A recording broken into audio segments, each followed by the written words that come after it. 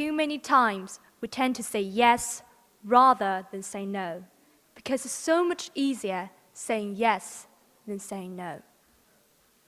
Saying no can be a hard thing to do. However, it can make a big difference in our lives. We live in a world full of temptations. Saying yes all the time and committing to too many things will only make us feel very stressful. Chances are we'll easily get lost and burn out. Everything in life is a trade-off. If we don't know when to say no, we miss the chance to say yes to the important things in life.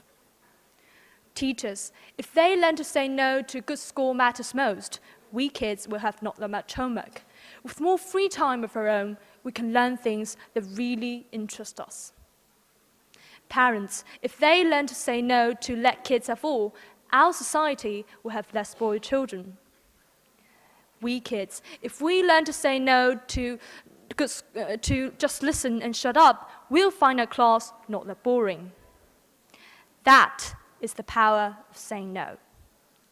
Saying no to the wrong, we can say yes to the right. Saying no to the bad, we can say yes to the good. Saying no to the good, we can say yes to the best.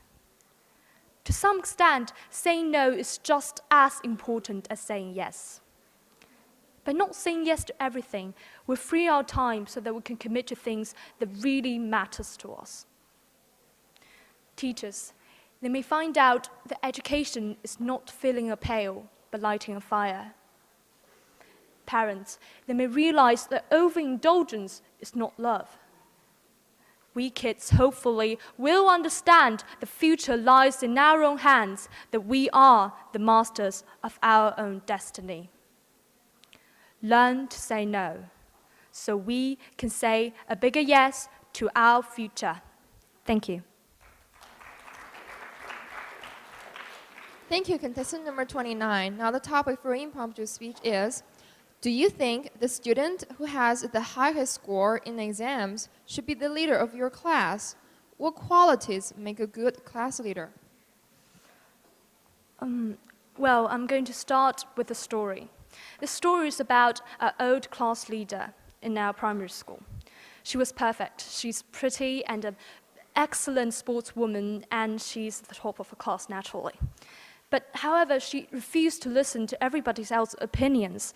And for 6 years, she manages the class in her own opinion and her opinion alone.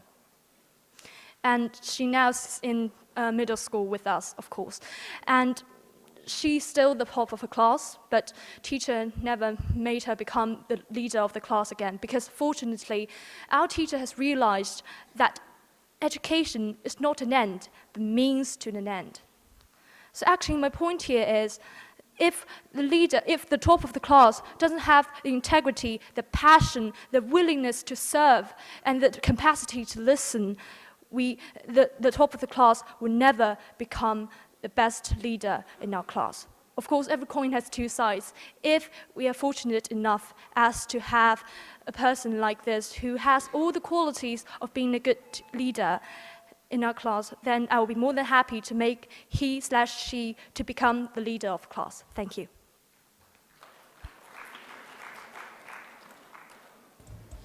Hello. Hi. In your prepared speech, you mentioned children growing up to be spoiled. Yes. Do you think spoiled youngsters are a problem in Chinese society? Well, naturally. Because actually, spoiling is not exactly parents letting kids have everything, because they have everything but frustrations, and kids need frustrations to grow. Like me, when I failed my exams, I took on sports, and now, standing before you today, I'm the winner of 2 gold medals and the holder of the school record in triple jumping. I mean, we can learn from frustrations.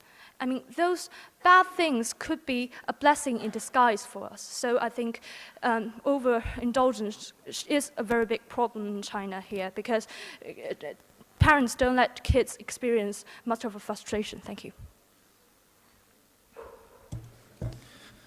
Good afternoon. Good afternoon. In your impromptu speech, you talked a lot about the qualities of a leader, and you said that above all else, a leader must serve, Yes. which I admire. However, I want to talk about a different aspect of the question. I want to talk about exams. Okay.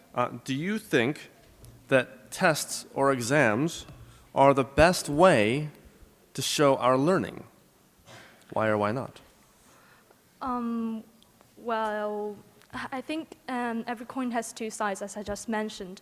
I think tests can reflect our intellectual level because it can reflect how well we memorize those textbooks. But on the other hand, it cannot reflect our emotional level. It can't reflect how we can be a leader or how we can handle things. So I think that part of the exams is really bad because it can only test how well we manage to learn those schools things, but we can't actually become a very good person in the society if we cannot learn how to live in the society. So I think it should really exams is both bad and good because the good side is it tests our intellectual level and the bad side is, well, it doesn't test our emotional level and doesn't test us as being a human being in the society. Thank you.